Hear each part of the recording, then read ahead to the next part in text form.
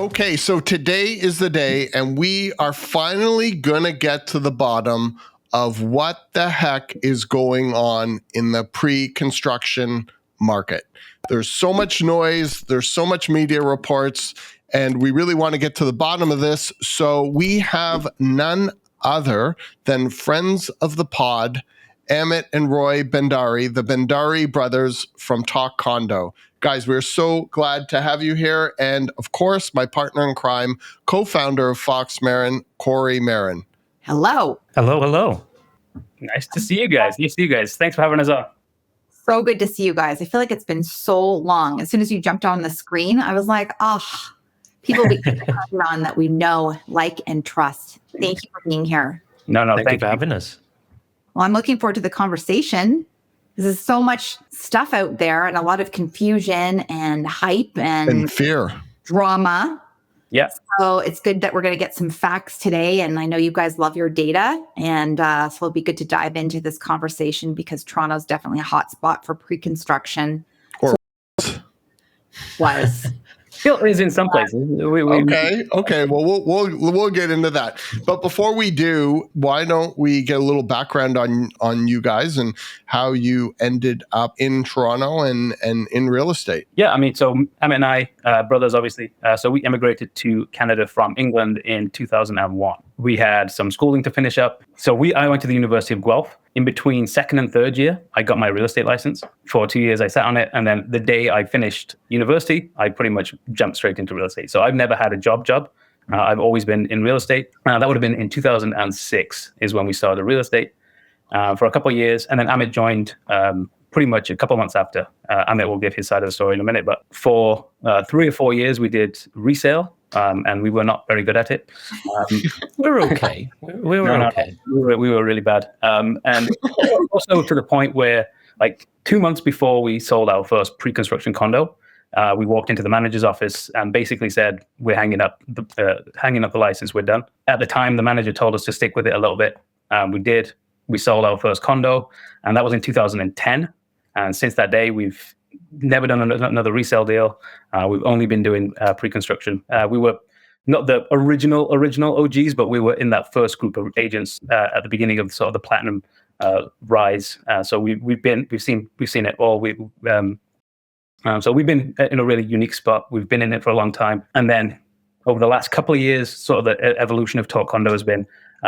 We've actually become sort of a data provider for the industry. So we've got a really, really unique lens of what's going on in the market. We see it from the sales side, but because we track through our website, TalkCondo and TalkCondo Pro, this sort of industry side data platform, we've got a really, really unique lens across the entire market. So we see a lot of information. That's sort of where 2 minutes, the last 15 years of Roy. So after finishing university, I joined the corporate world. I was with IBM for a year and a half or so, and I got fed up of it and joined real estate. And that's it. And then we pivoted here and there, different areas, like my brother was mentioning, dabbled in a bunch of rentals, resale, some commercial, and then we finally landed on pre-con. And then just stuck with it. And did you always work together? Yeah. From minute one. And what's that like working together? I wish it was more interesting. We always get asked this question, and it's largely a boring answer. It's fine. Like what's good about M and I is that we fill in each other's gaps. I'm good at one thing, and he's good at another, and we know what I'm good at, and he knows what I know what he's good at, and we don't sort of cross over too much. I wish I had a more interesting answer for this one. It's always been a boring answer. That it's worked really, really well for us. That's the same with us. We live together, work together, and we've been doing that for so long. And I agree that we sort of like are good cop, bad cop. One has strengths, one has weaknesses, and reverse. So it works out well, and we just make sure we have separation of space, and then we're good. Yeah. Right? Yeah. I just make sure that Ralph's not talking on his phone anywhere near me because I'm like, I don't need to hear you on the phone and the person you're speaking to on speaker. And if we can just do that, we're good. The same space changes the dynamic of it for sure. Yeah. It totally does. Yeah.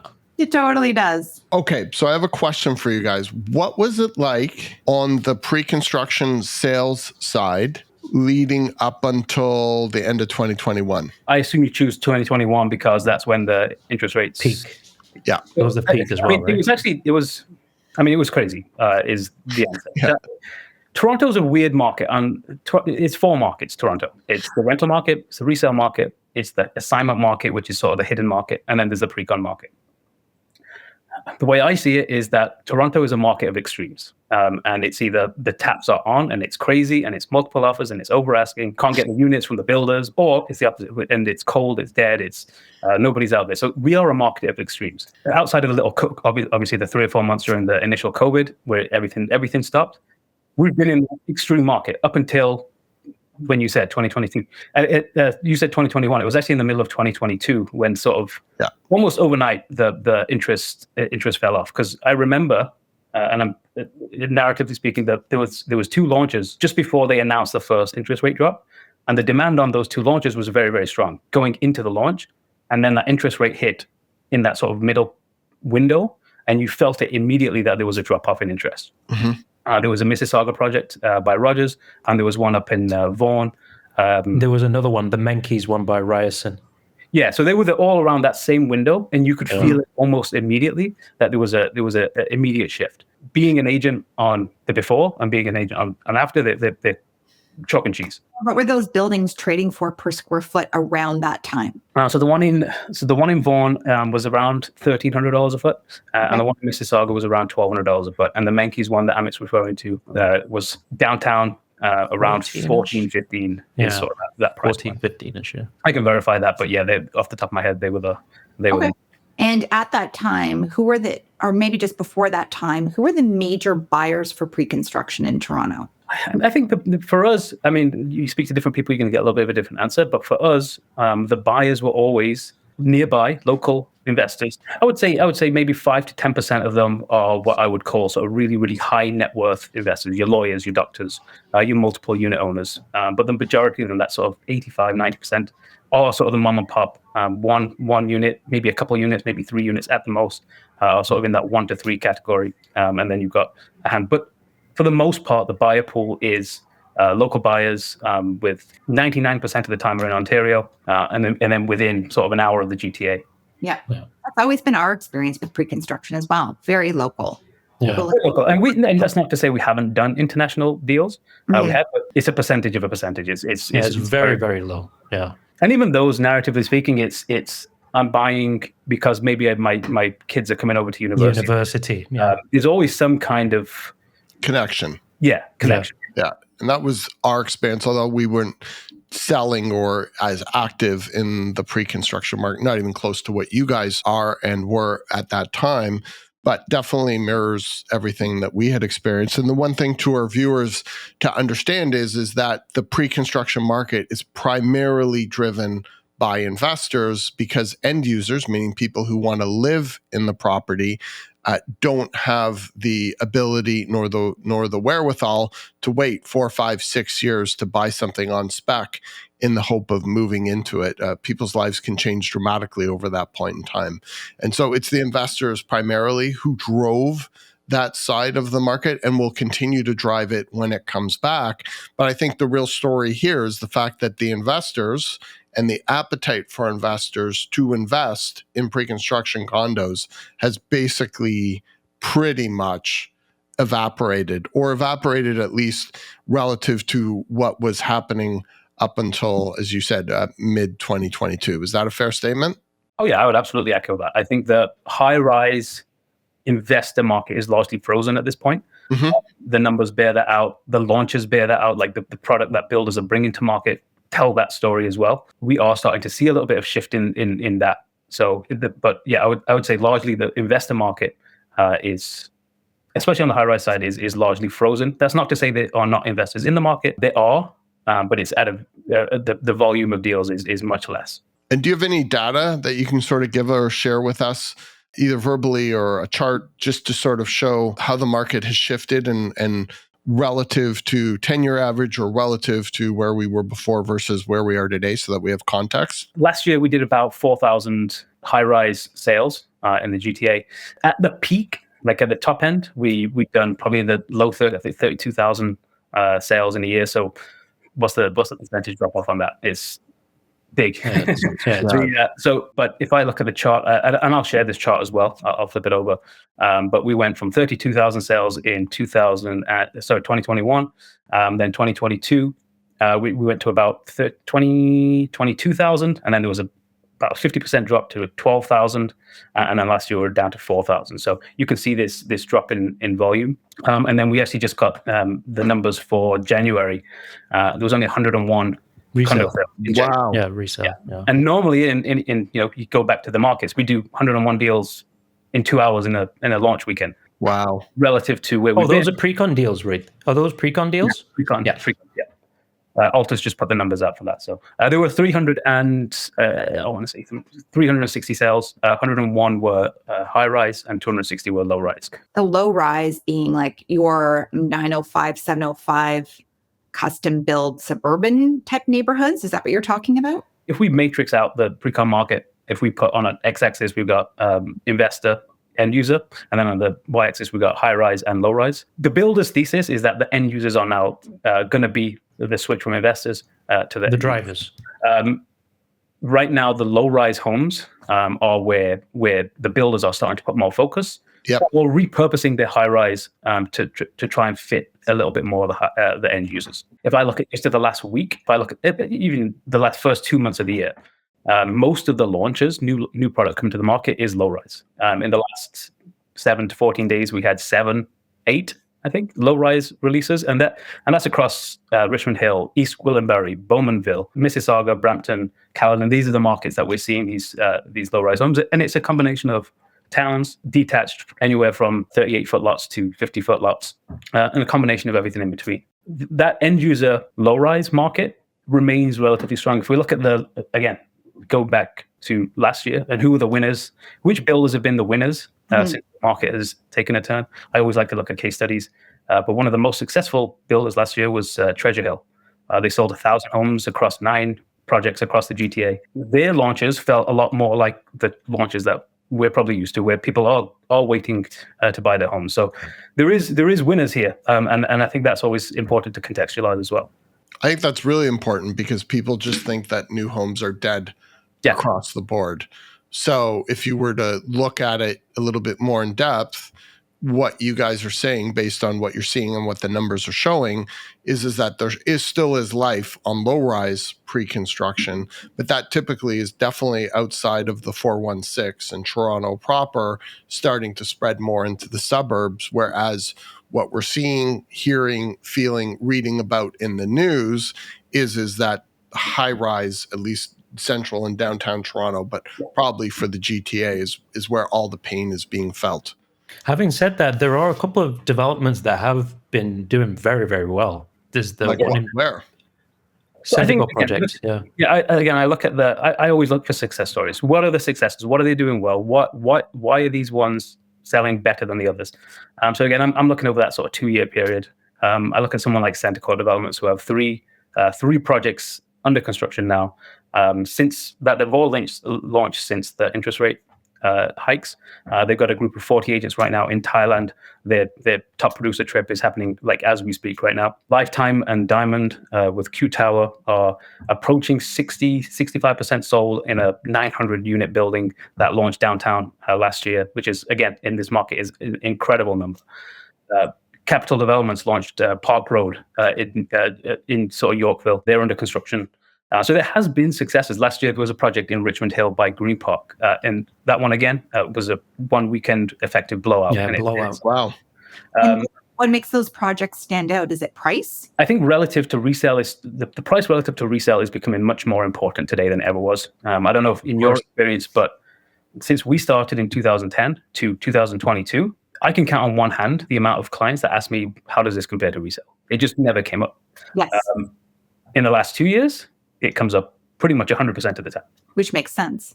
Of course it may. Yeah, absolutely. It has to tie back to those fundamentals, right? So the pricing on those projects were largely in line with those numbers on an end price, especially, or in some cases maybe the timelines were longer. So you've got a longer delivery window. We are starting to see incentives come out as well. So it's interesting. Like, we're not saying every single project is blowing out. No, that's not what we're saying at all. We're saying of the projects that launched, which ones did do well, what set those apart, and trying to understand those pieces. And I think the incentive market is also shifting in a way that a lot of deals are being done. Like we used to be in a launch market. The most important time to buy was at the launch. Now we've shifted to what I call the incentive market. We are in an incentive market where a lot of the incentives that are moving product may not even be openly advertised. They're under the table sort of incentives that unless you know the right people, you're not getting access to these incentives.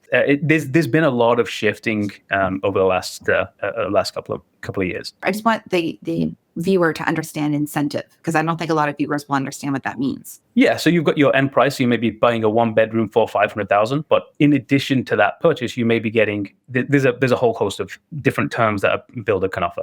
A standard deposit may be 20% payable over 12 months, but now maybe it's only a 10% deposit. So you're leveraging less money over the window.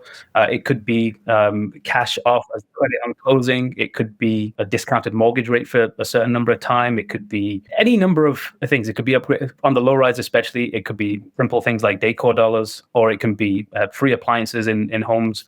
Anything in addition that the builder is throwing in, it would be considered an incentive. It might just be a cash right off the top of the price for a certain number of sales. Because remember, a builder has to sell a certain percentage before they can start construction.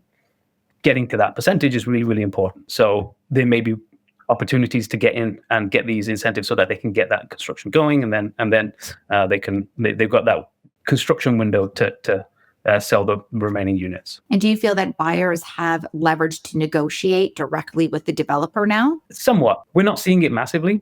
We are seeing it in terms of like maybe the developers are a little bit looser in terms of when it comes to capping fees and some of those costs within the agreement. But we know the builders who want to move product or have to move product. It's about knowing where you can push and where you can't push. And you're saying we've gone from sales at peak from 30 some odd all the way down to 4,000. And it seems like based on the start of the year and looking just where we're probably going this year with the economy and uncertainty and everything else, we're probably going to stay around that range. I see no reason to believe otherwise. Can you give us a little context in terms of launches? How many launches we were typically seeing back in the heydays? Because it's one of the things developers can do is they can put their foot on the gas or pull it off. And if it's a cooler market, you would presume that we'd be seeing a lot less launches. In a typical year, this is GTA proper, and this is only high rises in a hot market. So in 2021, as sort of the point of comparison, there was 90 launches in the year. Averaging that out, I'd say there's typically about 9 active months of pre-construction because they don't work July, they don't work August, they don't work December. So you got 9 active months, 10 launches a month on average, call it. Last year we were down to 33. Even that, a lot of people considered to be high, but 33. And this year so far for high rise, we haven't had a single launch. We've had one rebranding, but we're 2 months into the market now. We've had one project on the Queensway that launched last year. They switched the branding, and again they redid the building a little bit to focus more on end users with that thesis. So that's the only launch of the high rise. So we're down again percentage wise. We're down in terms of the new product coming out. And again, you play this out. What's going to happen moving forward? Depending on the amount of supply that our marketplace needs, whatever we don't launch and sell and build today is going to bear out in the market on the supply side in 2, 3, 4, 5 years. We're already modeling out what those completions are going to look like, and in the GTA again, we're seeing basically 0 deliveries in 2028, 2020. I think you guys put a chart out on that. I think I saw that as well. We did, yeah. Maybe that would be a great chart to pull in. Maybe you talk about this, because I think if you're going to understand one chart about the Toronto real estate condo market, this is the chart to understand. I thought it was such a great chart that you guys put together. So it would be really great if we could bring that up and you guys can sort of walk us through it. This is, if you're watching right now and you want to understand the long-term future of Toronto real estate, just please understand this chart. So without further ado, Roy. So typically in the market, we like to see a certain number of deliveries in condo and high-rise. That number's always been around 40,000 homes entering into the market. And that's just to sort of keep the numbers flat. So last year and this year were bumper markets. The chart that I'm showing is a very specific area, but last year we had 32,000 homes completed. This year in that same area, a high rise, we're expecting around 24, but that number jumps to over 40,000 if you focus in the Hamilton and also include the low rise. So we have a couple of bumper years. Starting in next year, we jump down to 20,000 homes, and then we go down to 15,000, and then 13,000. And then in 2029, we jump down to 3,000. And then in 2030, only 300 homes are currently expected to be completed in 2030. If you isolate for just stuff that has actually started construction, those numbers chop in half starting in 2027. We see only 7,000 units in 2027 that are projects that have started construction. And that's important right now because if you haven't started construction right now and you've got an occupancy date of 2027, the likelihood of you hitting that date is very, very low. You jump to 2028, and you're around 6,000. And then 2029, zero. There's not a single project that is scheduled to be completed in 2029 that has started construction.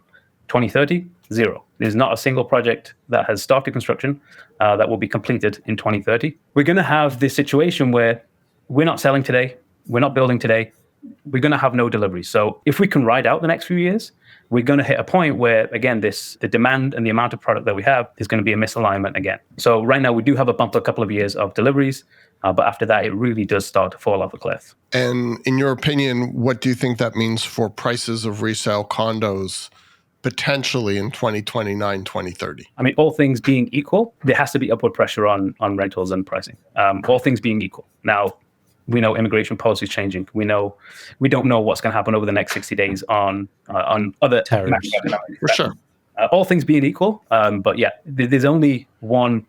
That pressure is only going to push up. Awesome. I think that's a really important thing to understand in terms of the future of inventory and the pressures that it could put on supply going forward. So thank you guys for sharing that because it's very, very relevant. It always makes me sleep better at night when we talk about it.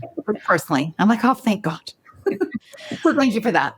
At what point do you see things starting to turn around in the pre-construction market? Now, to give a little context, I've always seen resale as being the leading indicator for pre-construction. And so my thesis is that when and if the resale condo market turns around, that will be a leading indicator where we start to see an increase of interest and activity on the pre-construction market. Do you guys see it the same way? And do you guys have any feelings as to when you could expect to start to hope to see a rebound off that 4,000 or sub 4,000 sale number? I mean, I have the same thesis as you do. The resale, the rental market, these are all leading indicators. You know, I said it earlier in the conversation that more and more people, practically 100% of people we speak to now, they're asking us, how does it compare to resale? There was a time when the delta. The gap between the presale and the resale. A long time ago, maybe it was at a discount, a discount to resale. Then it was on par. Then it was 5%. Then it was 10%. Then it was 15%. Then it was 20%. So that gap, I think, even today, if you was to launch something at par of resale, I'm not convinced it would blow out. I think that's where sort of the investor mentality is. Mm-hmm. What they need to see is that the resale is going up, the rentals are going up, and that is what will feed into the pre-construction market. We sold the sizzle of pre-construction for a long time. Now we got to get back to the steak, and that's it. It's really going to come down to less about the lifestyle of this building and the proximity to this building. It's going to come down to, here are the numbers. If you want to bring investors back to the market, the investors have to make money. Otherwise they have to believe that they're making money monthly on their cash flow. They got to be making money on the equity. Without those two things, without the belief of that, then the investors are just going to look elsewhere to turn their money over. And I think it's one of the challenges of the pre-construction market. Whenever you have a typical product and your sales are diminishing, the typical response is to drop prices. The problem is with pre-construction is there are so many fixed costs that a developer, in order to pencil, and they already shockingly do work on pretty thin margins relative to the amount of capital that's outlaid to get these buildings built. But it's not like they can suddenly drop prices by 20%. The realities of the resale market, or to meet expectations to incentivize investors back to the market, their costs for labor, their development charges, their interest costs, all of that is pretty fixed. The market can't adjust accordingly. And so because of that, when pre-construction finally swings back, we could have a gap in supply for a very long time before supply catches up to the amount of demand, especially after 2030. We could be in a real deficit for a long time. Well, for sure. What you said is really, really important, because the developers, to be a developer, you have to be so risk tolerant. These guys are like crazy. Like the amount of risk that these guys do. If you launch a project today at $1,000 a foot and you sell out tomorrow, you've locked in your revenue for 5 years. You are now subject to all these outside forces of cost of increase of material, cost of increase of labor. Like COVID really shone a light on how vulnerable these buildings are. Their interest rates. Right? You've locked in your revenue. There's nothing else you can do there. You can't go back to purchasers and say, I need more money. Now you've got 5 years to build this thing, hoping that your estimates are still there. And at the end of this, you've made your returns. So it's that side of the equation is really, really important to understand. It's not about we can drop our prices tomorrow by 20% and still build this thing, because if we drop the prices by 20%, there's no building, there's no revenue. These people aren't going to be working to lose millions of dollars when they build this thing. That part of the equation is really, really, really important to understand. There's also the labor challenge too. Oh, of course. And the government policy taxation challenges. I mean, there's a movement right now. Matt Young is running it, the Can't movement. Yeah, we had him on the show, actually. Amazing. Matt is on the podcast. Yeah. Such a great, and the taxes on pre-construction are absolutely insane. Yeah. On $1 million purchase, $300,000. Yeah. Go to taxes. Yeah. It's like it. But the government wants to make housing more affordable. Look, you go governments, all three levels. They earn this revenue when the homes are sold, right? 30% of zero sales is not a lot of money. We'd love to see these taxes come down and those savings be passed on to the buyers. But I mean, you do the math on that, 30%, $1,500 a foot unit very quickly becomes affordable. $1,000 a square foot becomes $700. Like it's significant. Yeah. This is the difference between penciling for an investor and not penciling for an investor. So we're hoping that, Matt's doing amazing work. And there's some of the municipalities have started to move there. So we'll have to wait and see. Yeah, we'll see is right. Do you think there'll be a shift because we've hit this bump in the road for developers to actually consider quality over quantity? And I'm not sure if there's flexibility with the emergence that they're working with. I've just noticed over the last 10 to 15, 20 years, condos have just slowly lost a lot of those principal finishes and features that they once had. And now I can understand why there's hesitancy in the marketplace for some people to consider a high-rise condo that goes up in 2 or 3 years, because when you open up your suite, the floor plan's choppy, the finishes are terrible, the floors are vinyl, you have limited exposures. Do you think there'll be a shift for developers' mindset to be improving quality and offering more of that end user type purchaser that you spoke to at the top? Or is it going to be about just pumping out the volume and making sure that they're meeting their quotas? Or does it depend on the developer? I mean, obviously it depends on the developer. We are starting to see that push towards a higher quality start to sort of come through the market. It's going to be slowly, because if you're repurposing a building, you can't just do that overnight. Again, I look at what's going off out there, and there's a project in Liberty Village called 8 Temple. Interior designs are Chappie Chapo, who've done the Ritz-Carlton and all sorts of amazing buildings around the world. And that is a product that is churning through sales. And who's buying it? It's not the investor, it's the end user. Mm-hmm. And so there is this push towards this high quality. I mentioned the relaunch this year on the Queensway. Part of that relaunch was redoing some of the interiors. They've now moved to Italian Scapolini kitchens, paying more attention to bedroom sizes to make sure they can fit in the bed and the side table. And these things sound crazy when we say them, but that there is a focus now happening there. Is it happening across the entire market? No, not necessarily yet, but we are starting to see that sort of play out in sort of small examples. And we'll have to see if that filters through, and builders will follow where the deals are. Now, if tomorrow this project on the Queensway and 8 Temple and these projects that have this higher level of quality start to sell well, I think we'll see that turn around much quicker. We are starting to sort of see that come into the market. No, but we also have to recognize that end users also take a lot more time to decide as well. Oh, so yes. there is that time lag effect for selling an end user building. Oh yes, Ralph and I know the resale and the end user well. And Very well. the pre-construction end user well. We Yeah. do.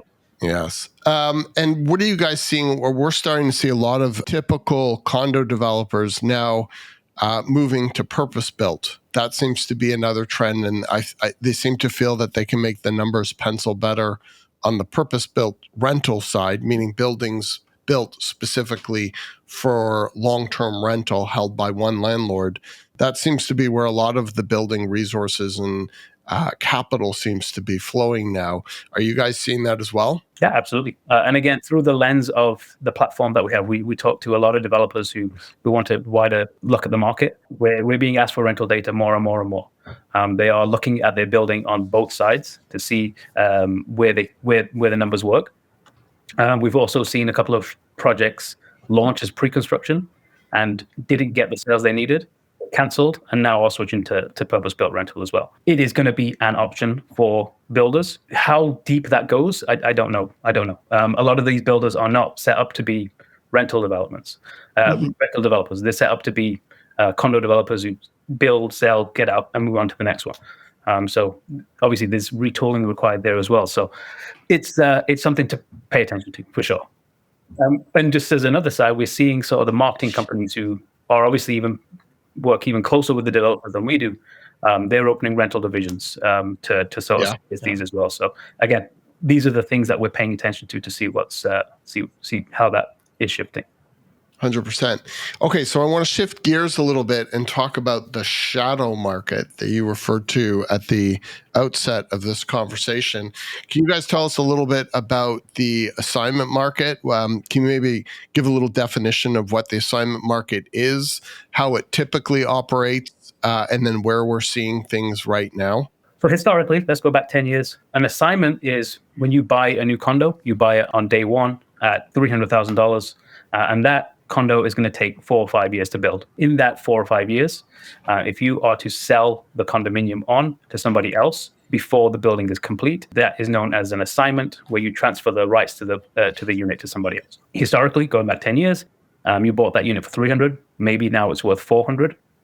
So you're going to be able to earn $100,000 on your deposit, on top of your deposit, and that is the assignment. And then you're profiting from the holding the unit for a few years. The shadow market more recently, the assignment market more recently, has obviously been very, very different as the numbers have gone the other way. High level, that's the assignment market. And what are you seeing right now in the assignment market today, given the current state of affairs of interest rates, the rental market, the overall economy, versus when people would have purchased something, let's say in 2019 or 18?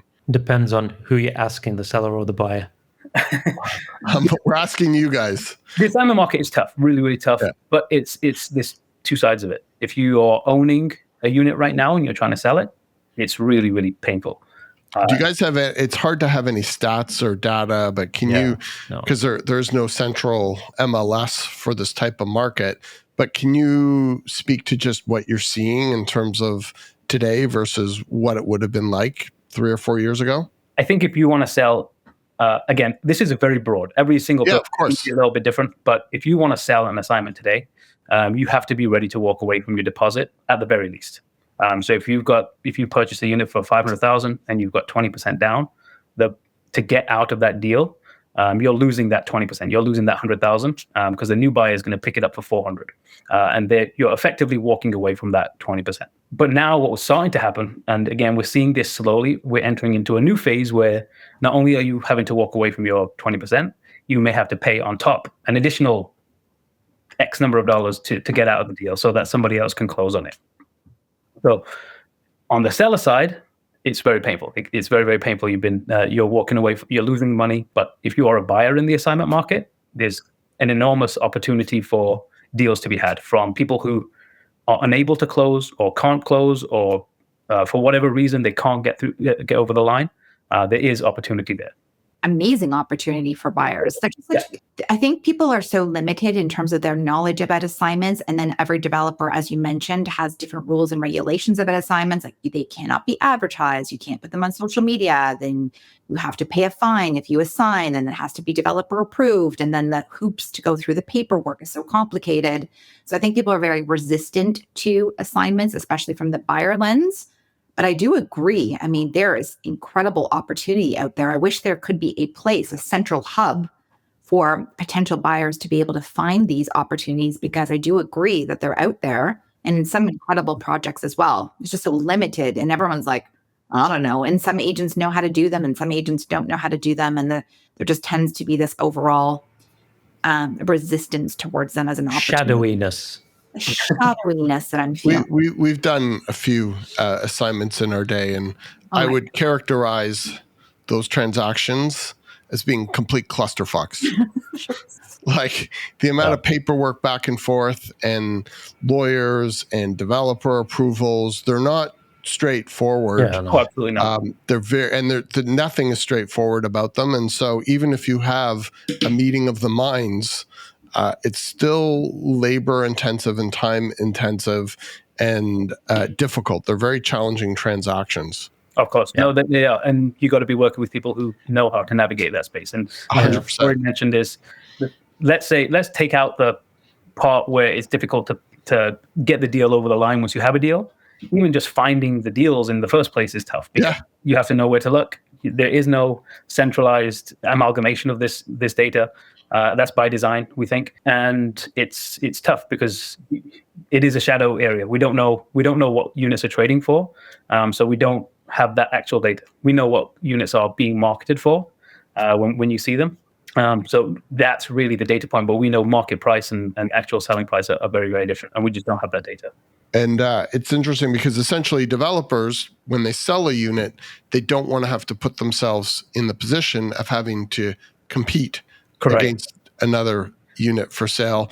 And also they'll want to ensure that the building's 90% sold or whatever it is before they'll even consider it. There are so many prerequisites, and it's such a hard database to find. But I will tell you, we belong to a couple groups where they're posted, and literally it feels like putting your mouth to a fire hose. Like when you look at these things, it's just like endless scrolls, and you're just like, oh my God, are there that many people under duress?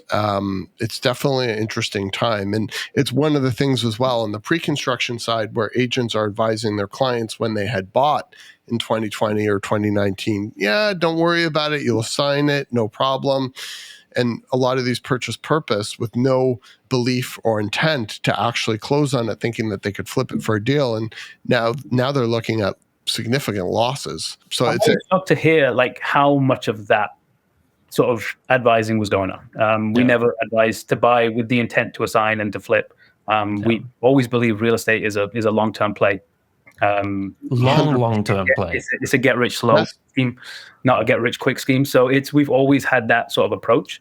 But like you said, the more of these you see out there, the more you hear the stories of my agent told me to buy 1, 2, 3. Oh my God. You tend to flip. And so we do hear that, and we're always shocked to hear that sort of feedback. As you said, they are out there right now. Well, a Toronto agent was just sued by her brother because she told her brother that he'd be able to assign the unit before it registered, and he was unable to do so, and he sued his own sister. Wow.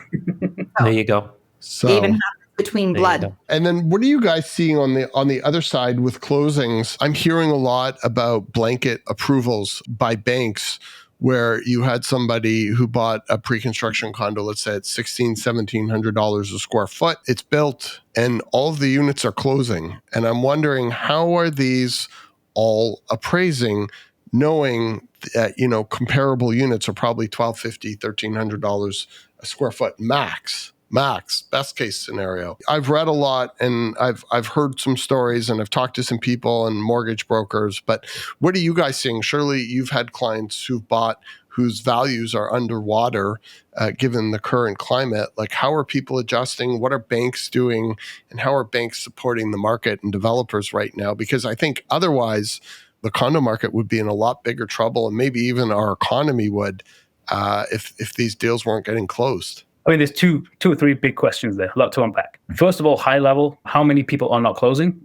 We've been talking about this closure risk, and if 50% of units don't close, what's going to happen? We haven't seen that yet. I don't think we've seen that bear out. I can tell you from our numbers last year, we had 3 buyers that were unable to close, but 99% of the deals closed.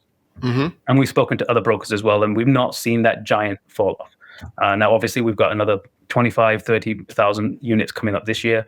We're keeping an eye on that as well. The big non-closing isn't happening to the level that, again, expected or maybe talked about. So that's number one. Number two, blanket appraisal. So, and again, I don't have the data on how many of these units are being closed with a blanket appraisal, but some buildings, a percentage of a percentage. So we're not talking widespread. Some buildings may have a partnership with a bank where for their building, they've pre-appraised the building. So they're getting these approvals. Now, of those buyers that are first you have to qualify for the bank's mortgage, which not everybody does. If you're self-employed, you may not fit inside the bank box. So first you have to qualify for that approval. And then you get the loan based on the price that you paid, as opposed to the new appraisal price. So not every single building has this relationship with the bank. Not every single buyer within that building will get the blanket appraisal. Mm-hmm. So it is a percentage of a percentage. It's not every single building is being appraised by this. So, I don't have the data on how many units are closing with this. Of our own clients, if there is a shortfall, then they're simply topping up the amounts with whatever that shortfall is. So, of our own clients, only a handful have probably taken advantage of the blanket appraisal. But it's across the board too. We've not really heard much fall off, blanket appraisal, this kind of stuff. We've not really heard and it's too many issues around It's going to be anecdotal. It's going to be anecdotal. Yeah. Right? The only people who know how many of these blanket appraisals have been taken advantage of are the builders and the banks. Yeah. But I'm just wondering how all of these are closing underwater. And I've been reading and hearing, like, for example, RBC was the bank for a developer on a building, and they helped finance the building. If it doesn't close, or not enough units close, or they have enough coming back, there's bigger risk to the developer and the bank than just taking a risk and closing on funding or financing these undervalued properties. Like, on a risk assessment basis, if the bank is already in so deep with the developer and the project, the risk could be far mitigated by appraising something that's underwater, leaving the purchaser on the hook, and knowing hopefully in 3 or 4 years the price will rebound, versus any other outcome when you're having a large number of units not closing at a building. Which, of course, that could trigger even more widespread issues as well. Exactly, systemic. Yeah. And just like we're seeing this in the resale market as well, where you could call up a bank when rates were shooting up and just be like, "Hi, I'd like to extend my amortization," or "I'm having different issues." Banks were working with people, and probably to this day still are, because the banks never wanted to become lenders, sellers of last resort, which in turn would put a tremendous risk to the entire economy. So it's just interesting. There's no data, there's no information, a lot of anecdotal information that's out there. You're seeing some articles being floated around with this topic, but it is interesting to wonder how deep this is or isn't. But it definitely, logically, you would think would be a bigger factor, just given the mismatch in valuations from a closing price to the current market reality. I agree. Again, if we turn around and we find out that 100% of this building was done under a blanket appraisal, I think we look at that very differently than if it's 50 or 10 or 5. I have no idea. I don't know what is the volume. So without that data point, it's really, really hard to speculate. Cora, any questions? I just wanted to ask, maybe we're moving off topic a little bit, and just looking with a crystal ball in terms of the city and our infrastructure and the direction of the city. If there is a direction, that's a whole other podcast. But where are you seeing or predicting there's going to be some hot spots in terms of new high rise? If you were to be an investor yourself or advise somebody to be like, I would start looking at these specific neighborhoods, and because you see that the transit infrastructure is going to be great. We love the retail that's going in this neighborhood, and this area is going to be super walkable for these reasons. Are Are there areas that you think are going to be trendy when we look towards that 2028, 2030 year when we're kind of over this big hump? I mean, the easy answer is to look at the infrastructure changes, right? We know the Eglinton LRT will at some point open. At some point. Is it on track for this year? I don't even know. Well, there's less traffic and less construction along Eglinton, True. Some of the stations look kind of done. Yeah, it's true. And they're looking good, actually. There's a lot of them that look really cool. Good. It makes Eglinton look really a lot better. Yeah. Okay. RT, got that. I think there's the Eglinton LRT. There's the I love what they're doing out in Pickering with Central Pickering. They bought the mall, and there's going to be a whole plan around that. We saw that again. We look at what you asked. Why did certain projects do well? The first two phases of the Pickering City Centre are 75-80% sold. That's 1,000 units across the first two buildings. I think what they're doing out there is really, really interesting. I think it's based on thesis as well, though, right? Because so based on that project, that development, it is a multi-phase development, right? It's a multi-phase, multi-tower, multifaceted retail, yada yada, commercial. It all comes down to thesis because certain investors like multi-phase developments. Mm-hmm. Certain developers like spaces that are unique in terms of accessibility to certain things, green space, subway. There's only a finite number of subway stations along the Young Line and the University Line, so those are interesting ones to look at down the line into the future. But I think those are if you look at fundamentals, I think it's the ones that cannot be easily replicatable are the ones that will stand, I guess, more so as a hedge into the future than others. And what about the West End? How West End? I mean, I think how far west? I look at what's going on in Hamilton as well. They've got a massive redevelopment of the waterfront there. The city's really, they want to change how that city is viewed. Cool developments out there as well. So there is opportunities. I'm always been to Mississauga. I like Mississauga. There's cool pockets there. I love what they're doing down at Port Credit. Love it. Yeah, love Port Credit. It's what an amazing place, right by the water. So there's great areas. The question on the pre-construction side is always going to come back down to those fundamentals. How do they compare to what else is out there? Do the numbers make sense? Do the rentals make sense? I mean, we look at some markets where if we use Toronto as sort of the base, the purchase prices are 50% of downtown, but the rentals may only be 10% of downtown. So your cash flow analysis in those markets are much stronger than they might be in those markets. So that's another sort of mechanism to look at for different marketplaces. Interesting. And then this is a little bit off the cuff, but looking again at our crystal ball, in terms of parking costs, so tell the viewers a little bit about the cost of parking in Toronto and how much it's gone up for parking space pre-construction. And what is your prediction with parking spaces as we head into the future?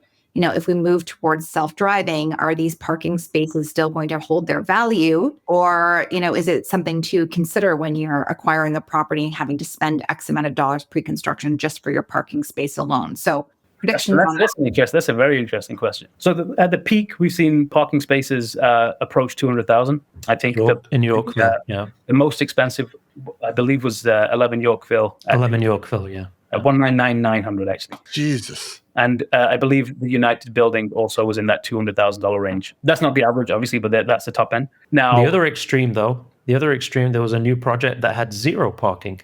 Correct. Yeah. Also in York, I think they had 3 parking spots actually. But I mean, the infrastructure question is. I was told by 2025 we would have flying cars, self-driving cars, everything, and when does that actually play out? Well, according to Justin Trudeau, by 2030, we'll have 0 emission cars, all of Toronto. I drive a Tesla, and I still don't trust it in its self-driving mode. It freaks me out. I don't know. I mean, that's a whole different question. Now, if tomorrow the entire fleet of cars were self-driving, I think there would be people who still like to drive, but I can see us rethinking the city, not so much around the parking spaces and the driving spaces, and that's a whole different avenue to go down. We'll make it all affordable housing down there. Interesting. Cool spaces, those can be turned into a ton of stuff. They're amazing, wide, high ceilings. They're lots of cool stuff. Lots of art studios, and I don't know what you could do. We could do something cool. All right. That's interesting. Okay, love it, Ralph. I think that's a pretty good sort of overview of the market. Is there anything you guys would like, any wisdom that you would like to impart on the viewers? Maybe anything that you're seeing in the market that's different to what's being portrayed in the media, or anything that's anyone is considering investing or making a move should be thinking about or taking into consideration? There's a lot of questions in there. Yeah. There always is. Roy. Always. Always is. Questions within questions. I mean, I think the people, we hear all the time, like, how are people I think you even mentioned it yourself, like, how are people going to house these units that are $1,700 a square foot? I think there are buildings that are $1,700 a square foot, but the data tells us that the majority of condos that are closing this year, the average price of those condos is nowhere close to 17. It's closer to 1,200, right? But as a headline, if we said 40,000 condos closing this year at an average of $1,200 a square foot, that doesn't freak enough people up, right? So if we look at within the data set, there's 100 and change buildings closing this year. How many of those are underwater, like you said, and how much are not? I think we get a better sense of what is actually happening. We have. What would you, at a high level, what would you say? Give me a approximation Of how many are closing this year? I think it's about 100 and I want to say, call it 110, Of 110 buildings, how many are underwater by, let's say, more than 10%? I would have to look at the data. I would It's very neighborhood specific too, though, because those buildings are scattered across a very large across region. the board, though. What would you shoot from the hip? I would probably say, I would call it around 30%. Because what is closing today, we sold some in 2019, 2018. Right? Some of those are really in the money. We look at something like Exchange District in Mississauga. We sold those at $700 a foot, and Mississauga's trading at $1,000. With incentives. Yeah. Nobody's talking about those, right? So obviously the ones that everybody talks about are the big ones that you see there, but it's not reflective of the entire market. So I can share that information with you too, by the way. Yeah, we can. Okay. I'll send you the projects that when they, and there's also the misconception of a project that launched at $1,200 a foot.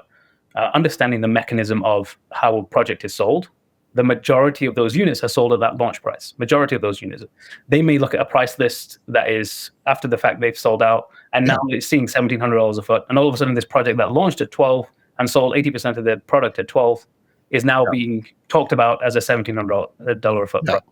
So if we look at the launch prices and of what's closing this year, the average when we average it out is, I think the number was like 1237 was the number of the average price per square foot of the launch pricing. So that's number one. I think it's really hard to. I mean, we see it all the time. People pick out the highest number and then paint the entire market with that. Tells the best story, right? Of course. Yeah. So I think there's there's always nuance in this. And the real answer is in the nuance. It's not in the headlines. So that's number one. Sorry, I haven't forgot the question. I think you asked like 8 questions. Okay. All right, let's just shorten it and let's just go with. I was on a roll. Apologies. Let's just go with what, if you're able to talk directly to our viewers, are some misconceptions or things that you are seeing that is different from what is actually occurring in the market, which is basically just building upon what we just discussed. Yeah, I think one of the other thing that you mentioned was, if you were looking for pre-construction, what would the advice be? That too. I think now is the time to really work with people who know, the builders know, because now what we're seeing is we're being supremely choosy on the builders. Are they going to build it? Do they have the capacity to build it? Are they going to get the sales? And I mentioned before, like the platinum agent that we know as the platinum agent is no longer what we thought it was. It's a new breed of platinum agent who is getting these almost secret deals. And we're not working with those brokers to get those secret deals. Now is the time to be patient and wait for those deals. A builder that is coming to a handful of brokers and saying, we can move 10 units, 20 units, 30 units, 40 units at a certain block of pricing, but it has to be done under the radar. That's where the deals are. It's not in these flashy launches. So I think that's something to be mindful of. I think it's supremely important. We've said it always. When you buy in a new construction, you're buying the builder more than anything else. You're buying the builder, and that is more true today than it ever has been. Like amplified now. There's some things that I would sort of flag as today. If you're an end user, like I think there's great low-rise product coming out. There's builders now are really sort of starting to focus their incentives to attract first-time home buyers or end users by shrinking, building quicker, getting to with short closings and amazing deposit structures. Like with Matami have a program right now. 3 of their buildings where you can buy with $1,200 a month as the deposit. It's almost like a rent, but at the end of the day, you own the unit. So they've got some amazing programs like that right now. I would be looking at the incentives. We are in the incentive market, and yeah, I think high level that's it is a softer market, but the deals are still happening, and you just got to know what's going off out there. Be open to looking as well. Be open to exploring, doing a lot of due diligence as well. Do a lot of due diligence. If you have the capability to access somebody who has data, actual data, real proper data, and they can back up things. Yeah, definitely do that. Do you guys know anyone like that? Maybe. I mean, it's interesting you say that, because when we do have buyers now looking at options, it's no longer, I saw you send an e-blast for 11 Yorkville. I want to buy 11 Yorkville. It's I want to see 5, 6, 7, 8 projects. And one of the things that we have obviously in our platform on TalkCondo, we have a lot of brokers using the system as well. And part of that is being able to find the information of the projects that are selling, so that we can say, this project is great, but project X, Y, Z are also great for these reasons. So being able to show a broader part of the market and comparing, because a lot of that is going on right now as well. Well, I've been in real estate for a very long time. I've known you guys for a very long time. And in terms of what can be a bit of a shady industry, pre-construction, you guys, to me and Corey, are literally the gold standard. And even when the market was at its peak, I know that you guys would always do your due diligence for your clients and present them with the best information. And so if you are watching this and you do need some help, or you're considering a purchase or making some type of a decision, I couldn't recommend 2 people in the pre-construction industry more than I could Amit and Roy. And whenever Corey and I come up with something that's on the pre-construction new development side, you guys are always our first call when we need assistance or information. So, and we with you with resale too, actually. So yeah. Thank you. Awesome. Well, listen, gentlemen, so glad to have you here. I think it was a really interesting conversation. I know I learned a few things, and I'm sure Corey did as well. So thank you so much for joining us. If anyone is looking to get in contact with you at TalkCondo, where's the best place to find you? TalkCondo.com. That's where that we update the website dozens of times a day. It's the only place to get us. Awesome. So We'll make sure it's in the show notes below as well. It was so great to see both of you guys. Thank you so much for everything. And before I forget, I forgot at the beginning, so let's just add it in right here. If you like or want to follow us, please be sure to hit that like or subscribe button. If you have any comments that are somewhat positive or at least constructive, we'd absolutely love to hear from you down below. And if there's any questions for Amit and Roy, you can ask directly in the comment section, or feel free to reach out to them direct. I'm Ralph Fox, the broker of record and co-founder of Fox Marin. We have the lovely Karina Marin, co-founder and partner in crime at Fox Marin as well. Corey, is there anything you'd like to add before we end off? No, I just found this to be very insightful. I think we should do a part 2 at some point coming up halfway through the year to see where things are landing. We'll love that. Amazing. Yeah. Perfect. Right. Hopefully we'll all have tans at that point. Yes, some of us. All right. Anyways, thanks so much for tuning in. All right. Thanks, guys. Thank you.